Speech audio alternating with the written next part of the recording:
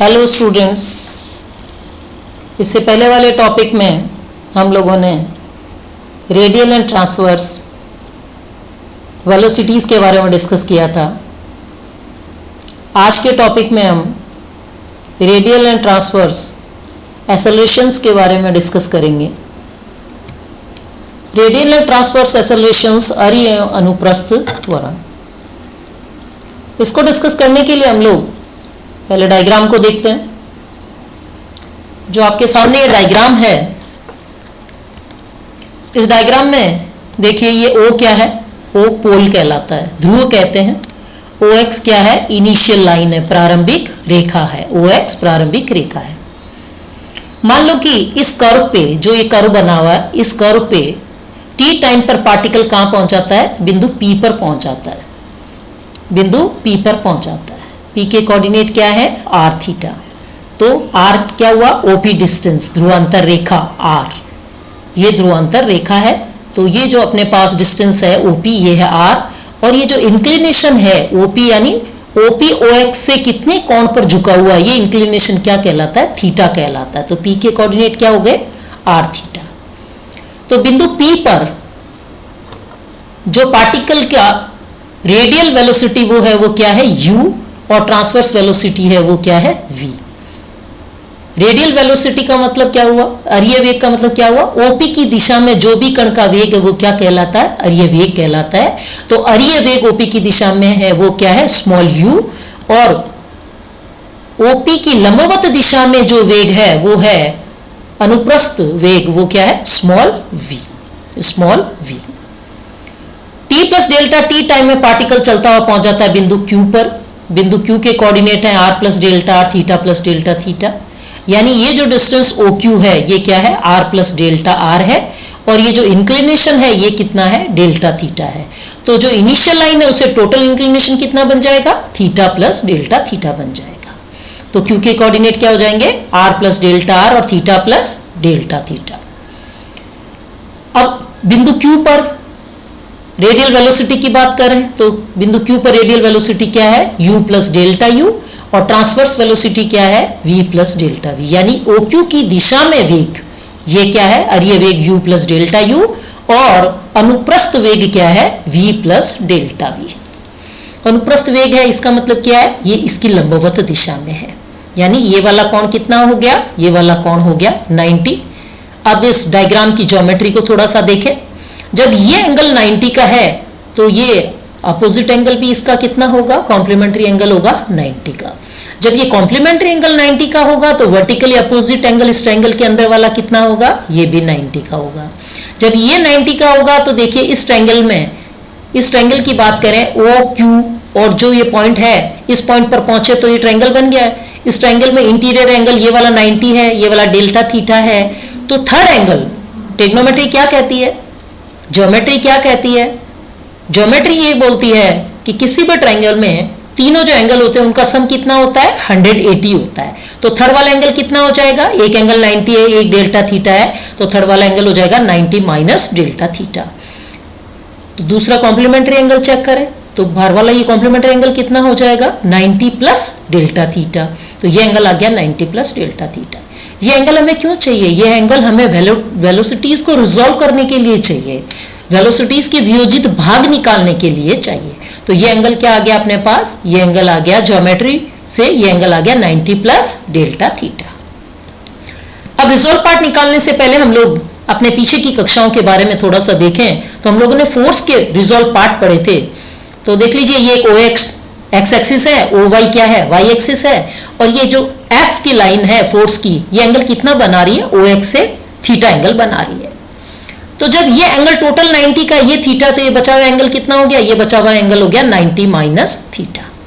तो फोर्स के resolve part हमने क्या पढ़े थे, F cos थीटा। तो देखिए OX की दिशा में बल का वियोजित भाग क्या हो गया, F cos थीटा, और OY की दिशा में बल का वियोजित भाग हमने क्या पढ़ा था, F sin थीटा।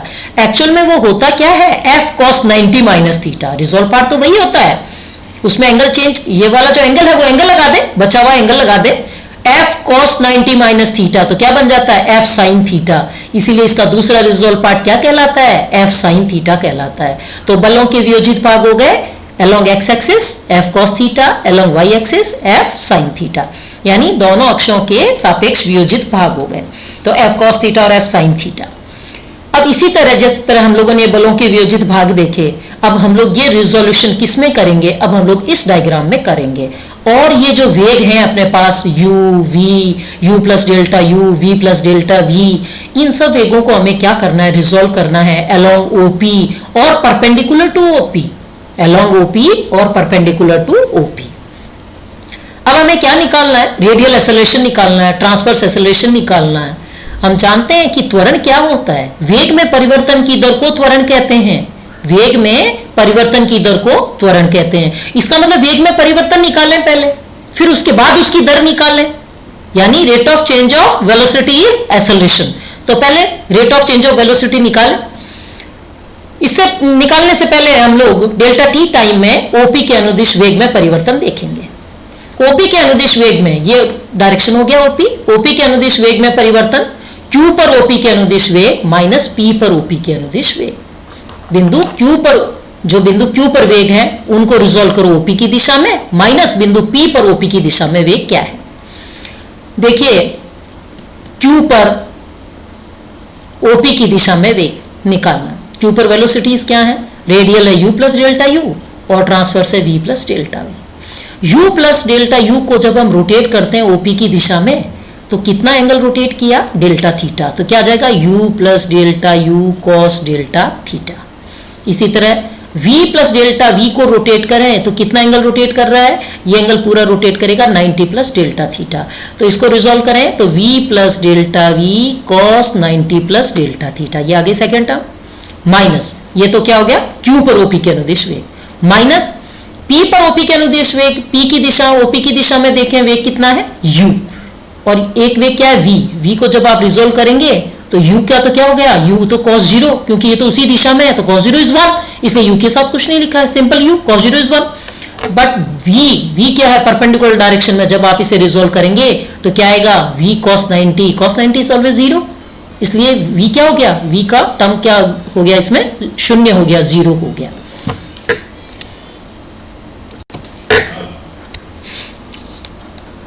उसके बाद हम चले इस टर्म में u plus delta u cos 90 plus delta theta क्या होता है, माइनस का साइन थीटा, सेकेंड क्वाड्रेंट में पहुंच गए ट्रिग्नोमेट्री के हिसाब से, तो माइनस का v plus delta v sign delta theta minus का u। cos डेल्टा थीटा को एक्सपेंड करें, साइन डेल्टा थीटा को एक्सपेंड करें तो देखो cos डेल्टा थीटा का फॉर्मूला क्या होता है, 1 माइनस डेल्टा थीटा का square upon factorial 2 plus delta theta की पावर 4 और फैक्टोरियल 4 एंड सो। इसी तरह साइन डेल्टा थीटा के टर्म को देखें तो फर्स्ट टर्म हो गई delta theta minus delta theta की पावर 3 और फैक्टोरियल 3 प्लस डेल्टा थीटा की पावर 5 और factorial 5 and so. Delta theta बहुत छोटा होने के कारण इसकी हाईएस्ट पावर को सेकंड और इससे जितनी भी बड़ी घातें हैं, 2 और इससे बड़ी घातें, उन सबको छोड़ देते हैं। तो इसका मतलब 2 और बड़ी घातों को छोड़ने पर ये टर्म छूट जाएगी, ये भी छूट जाएगी, इससे आगे आने वाली सारी छूट जाएंगी। इसी तरह साइन थीटा में भी फर्स्ट टर्म को छोड़ दें, वो तो उसकी तो पावर 1 है, बाकी पावर 3 भी छूट जाएगा, पावर 5 भी छोड़ देंगे, ये सारी बड़ी पावर्स को छोड़ देंगे। अब हम लोगों के पास OP की दिशा में वेग में परिवर्तन क्या आया, डेल्टा थीटा की हाईएस्ट पावर को छोड़ देने पर u प्लस डेल्टा u कोस डेल्टा थीटा में फर्स्ट टर्म क्या है 1, तो dot 1 minus v plus delta v sign delta theta में फर्स्ट टर्म क्या है डेल्टा थीटा, तो ये क्या आ गया डेल्टा थीटा और माइनस का u। अब हम लोग ब्रैकेट्स खोल लें, u plus delta u minus का v डेल्टा थीटा माइनस का delta v delta theta minus का u। अब डेल्टा थीटा छोटा था, डेल्टा थीटा से मल्टीप्लाई डेल्टा v हो गया, 2 छोटी टर्म्स मल्टीप्लाई होके और छोटी हो गई, इनको भी फिर छोड़ दें, इस टर्म को फिर छोड़ दें, इस टर्म को फिर ओमिट कर दें, तो अपने पास टर्म u से u कैंसिल हो जाएगा, ये माइनस u और ये क्या है प्लस u, तो टर्म क्या आ गई डेल्टा u माइनस का v डेल्टा थीटा, यानी OP की दिशा में वेग में परिवर्तन क्या आ गया डेल्टा u माइनस का v डेल्टा थीटा। इसी प्रकार हम लोग डेल्टा t टाइम में OP की लंबवत दिशा में वेग में परिवर्तन निकालें। अभी हम लोगों ने किया था कि फोर्स के रिजोल्व पार्ट क्या होते हैं, बलों की वियोजित भाग f cos थीटा और f sin थीटा। तो लंबवत दिशा में निकालने के लिए क्या करें, जो पहले आप लोगों ने रिजोल्व पार्ट निकाला है OP की दिशा में, उसी में क्या करें cos की जगह क्या कर दें sin की टर्म ले आए, f cos थीटा की जगह क्या आ जाता है f sin थीटा आ जाता है, दूसरा रिजोल्व पार्ट। इसमें भी क्या करेंगे कि cos थीटा की जगह sin थीटा कर देंगे। तो Q पर OP की लंबवत वेग माइनस P पर OP के लंबवत वेग, तो U plus delta U sine cos delta theta की जगह क्या जाएगा, साइन डेल्टा थीटा। इसी तरह plus V plus delta V, वहां क्या था, कॉस 90 प्लस डेल्टा थीटा की जगह क्या जाएगा, साइन 90 प्लस डेल्टा थीटा, और माइनस का V, क्योंकि इस बार U लंबवत हो गया तो U sine 0, sine 0 is 0, U की टर्म नहीं आएगी, माइनस का V।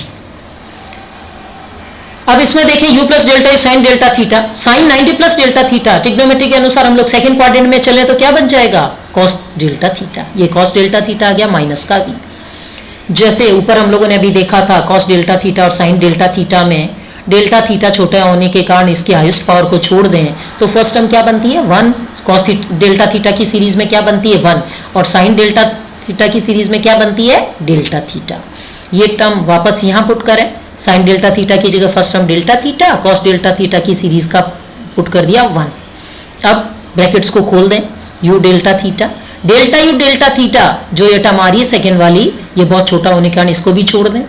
फिर अपने पास आ गई v और प्लस का डेल v, ये जो v है ये माइनस v से कैंसिल हो जाएगा, ये v और ये v कैंसिल हो जाएगा, तो क्या बन गई टर्म अपने पास डेल्टा v, यानी u delta theta plus delta v।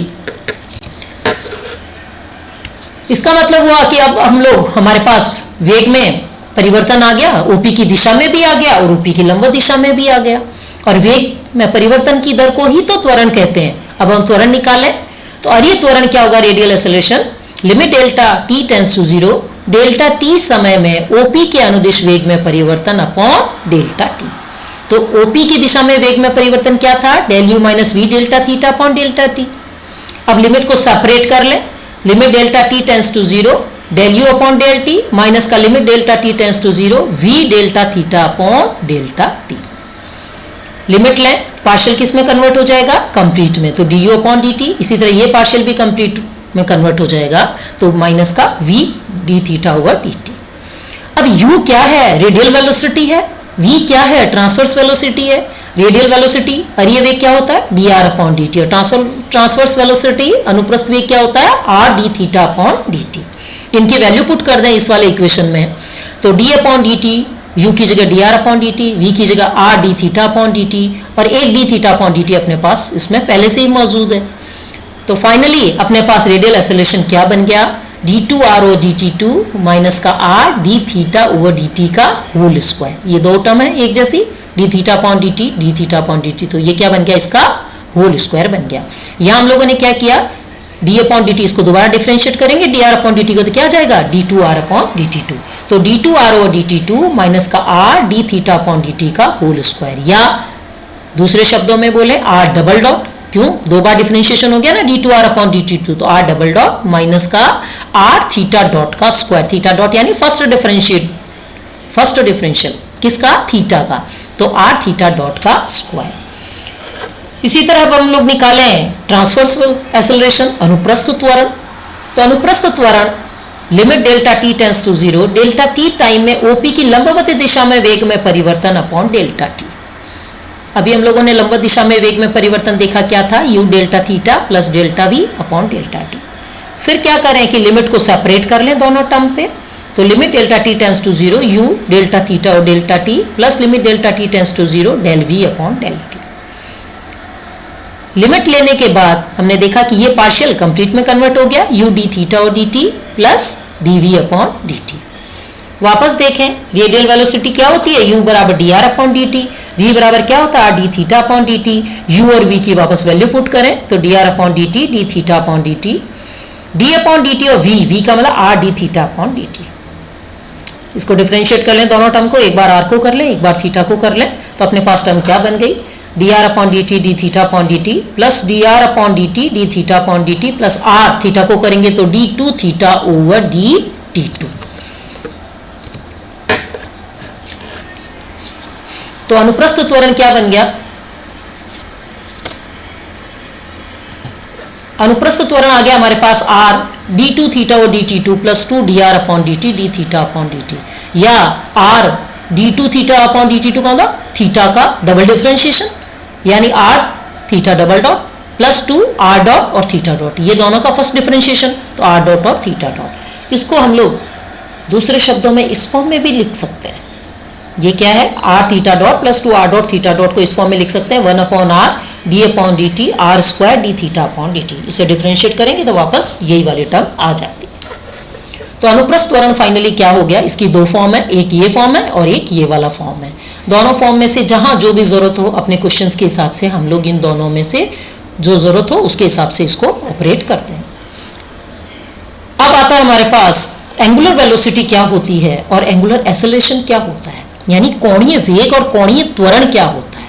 कोणीय वेग किसे कहते हैं और कोणीय त्वरण किसे कहते हैं। मान लो कि एक बिंदु P का किसी दूसरे बिंदु O के सापेक्ष कोणीय वेग निकालना है, तो वो कोणीय वेग क्या होता है, रेखा OP द्वारा किसी स्थिर दिशा के साथ बनाए गए कोण में परिवर्तन की दर होता है कि आपने कोण कितना बनाया, उसके परिवर्तन की दर। मान लो कोण आपने थीटा बनाया तो परिवर्तन की दर क्या हो जाएगी D theta upon d T. ये क्या कहलाता है कोणीय वेग। और कोणीय त्वरण क्या होता है, कोणीय वेग में परिवर्तन की दर। क्योंकि त्वरण क्या होता है, वेग में परिवर्तन की दर को त्वरण कहते हैं, तो कोणीय वेग क्या होगा, कोणीय वेग में परिवर्तन की दर क्या होगी, कोणीय त्वरण कहलाएगी। तो यदि आपका D theta upon d T कोणीय वेग है तो आपका कोणीय त्वरण क्या हो जाएगा d two theta over d t two, यानी उसका सेकंड डिफरेंशिएशन, ये क्या हो जाएगा कोणीय त्वरण हो जाएगा। इसको समझने के लिए हम लोग डायग्राम देखें। मान लो ओ पोल है, ओ एक्स एक इनिशियल लाइन है, इस कर्व पर मान लो कि बिंदु P के कोऑर्डिनेट टाइम t पर मान लो इस कर्व पे चलता हुआ यहां से चलना प्रारंभ किया पार्टिकल ने और t टाइम पश्चात वो कहां पहुंच गया, P पर पहुंच गया। P के कोऑर्डिनेट क्या है आर थीटा। आर थीटा का मतलब OP दूरी, ये जो दूरी है ये कितनी हो गई r और ये इंक्लिनेशन कितना हो गया थीटा। मान लो t plus delta T time में पार्टिकल P से चलता हुआ कहां पहुंच रहा है, Q पर पहुंच गया, ये Q पर आ गया। Q के कोऑर्डिनेट क्या है r प्लस डेल्टा और थीटा प्लस डेल्टा थीटा। तो OQ डिस्टेंस क्या हो गया r प्लस डेल्टा r और ये इंक्लिनेशन टोटल कितना हो गया थीटा प्लस डेल्टा थीटा। इसका मतलब क्या हुआ कि ये जो रेखा OP है ये डेल्टा t समय में डेल्टा थीटा एंगल रोटेट करती है, इतना कोण घूमती है। इसका मतलब डेल्टा t टाइम में कोणीय विस्थापन कितना हो गया डेल्टा थीटा हो गया। अतः इस बिंदु P का इस O के सापेक्ष कोणीय वेग एंगुलर वेलोसिटी क्या हो जाएगी, limit delta t tends to 0 delta theta और डेल्टा t यानी डी थीटा और डी टी, यानी फर्स्ट डिफरेंशिएशन थीटा का यानी थीटा डॉट, ये क्या कहलाती है एंगुलर वेलोसिटी कहलाती है। उसके बाद चलते हैं एंगुलर एक्सेलरेशन में। तो एंगुलर एक्सेलरेशन क्या होगा, इस वेलोसिटी को और डिफरेंशिएट कर दीजिए एक बार। Rate of change of angular velocity is angular acceleration, तो d upon d t d theta upon d t, तो क्या बन गया थीटा का डबल डॉट सेकंड डिफरेंशिएशन। ये क्या कहलाता है, ये एंगुलर एक्सेलरेशन कहलाता है। अभी हम लोगों ने जो रेडियल वेलोसिटी और एक्सेलरेशन के बारे में डिस्कस किया, इसको एग्जाम्पल के द्वारा और क्लियर करते हैं कि इन फॉर्मूलों को हम लोग कैसे ऑपरेट करें किसी एग्जाम्पल में, किसी क्वेश्चन में। एक क्वेश्चन लेते हैं। मान लो कि किसी कण के एरिया और अनुप्रस्थ वेग हमें दिए हैं लैम्डा और म्यू थीटा, इसका पाथ निकालना हमें और अपने को ये प्रूव करना है कि ये तो इसका रेडियल एक्सेलरेशन होगा और ये इसका ट्रांसवर्स एक्सेलरेशन होगा, ये अरीय त्वरण होगा और ये इसका अनुप्रस्थ त्वरण, ये हमें निकालना है। तो अरीय वेग क्या दिया है d r upon d t बराबर लैम्डा और अनुप्रस्थ वेग क्या दिया r d theta upon d t equal to mu theta. किसी भी पार्टिकल का पाथ निकालने के लिए हम लोगों को क्या करना होता है, आर और थीटा में एक रिलेशन देखना होता है। और ये रिलेशन देखने के लिए हम लोग क्या करें, अरीय वेग में अनुप्रस्थ वेग का भाग लगा दें, यानी समीकरण नंबर 1 में 2 का भाग लगाते हैं। तो d r upon d t upon r d theta upon d t, तो lambda r upon mu theta. अब क्या करें कि वेरिएबल सेपरेट करें, डी आर के साथ आर की टर्म लाएं इंटीग्रेट करने के लिए और डी थीटा के साथ थीटा की टर्म लाएं, वेरिएबल सेपरेट हो गए। अब इंटीग्रेट करें तो 1 upon r equal to minus का lambda upon mu log theta plus का सी कांस्टेंट ऑफ इंटीग्रेशन। ये क्या कहलाता है, ये कण के पाथ का इक्वेशन कहलाता है, ये कण के पाथ की इक्वेशन है।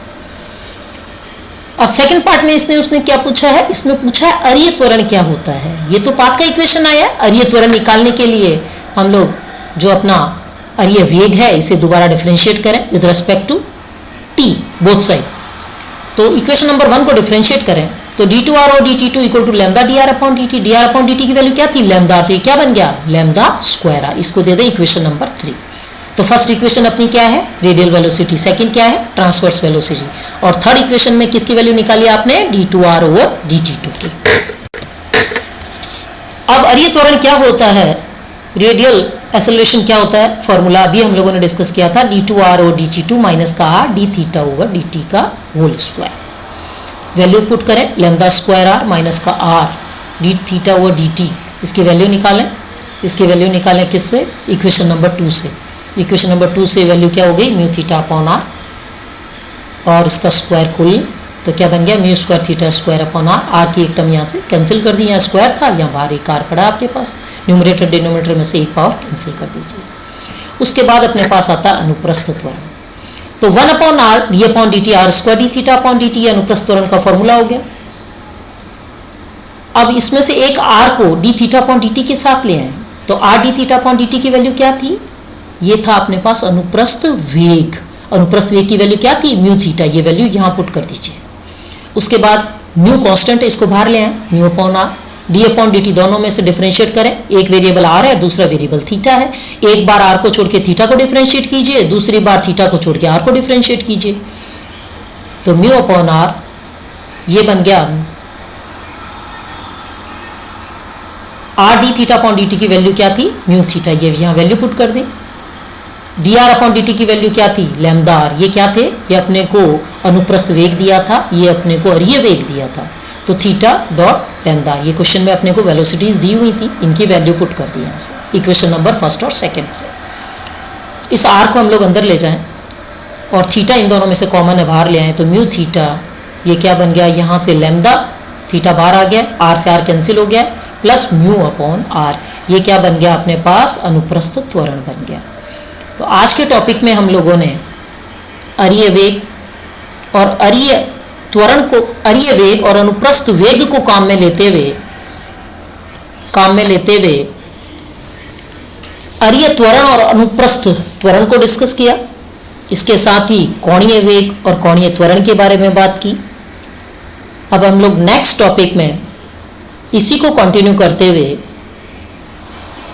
स्पर्श रेखीय वेग और अभिलंबिक वेग के बारे में बात करेंगे। Okay students, thanks.